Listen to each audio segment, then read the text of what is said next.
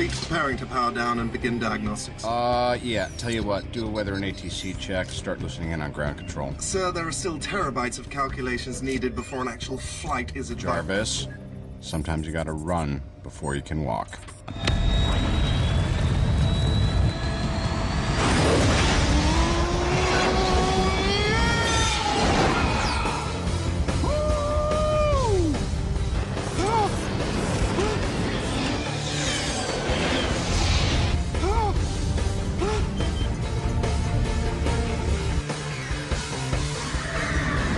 Sounds like a dream. This is Howard Hughes' old workshop. And Howard Hughes was a Playboy industrialist, adventurer, and scientist that Stan Lee based the character of Tony Stark on. So I think it's kind of fitting that we ended up shooting here. What are you building, Stark? This is the cave. This is where Tony was held captive and actually invents the first Iron Man suit, what we call the Mark I. There's not a lot left here because we started shooting here about 3-4 months ago. But some of it still remains. It looks really different inside than outside. We'll go in. This is where it all began for Iron Man. Doesn't look like much anymore because they took out all the furniture and all the set dressing. But this is the chamber in which he was held captive and invented the Iron Man suit.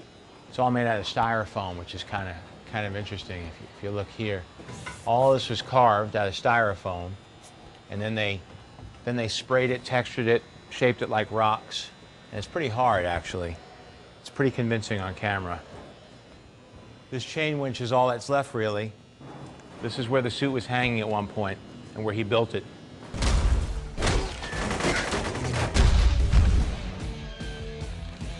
These were once the great offices of the powerful Tony Stark.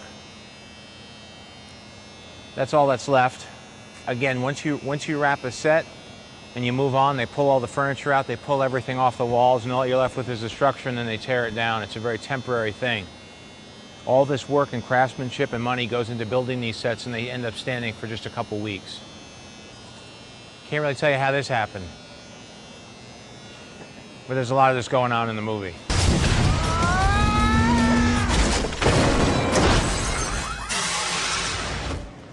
This is Tony Stark's plane. He does everything kind of big. He's a billionaire, he's an inventor. He's got a lot of style, so we're trying to make a plane for him that looks like it would be suiting for his character. It's starting to come together pretty nicely. They're still laying carpeting in and upholstery. We opted for a large plane. You can watch some television, have a drink. Well, I hope you enjoyed this MySpace exclusive tour of the behind the scenes of the sets of Iron Man. Take care.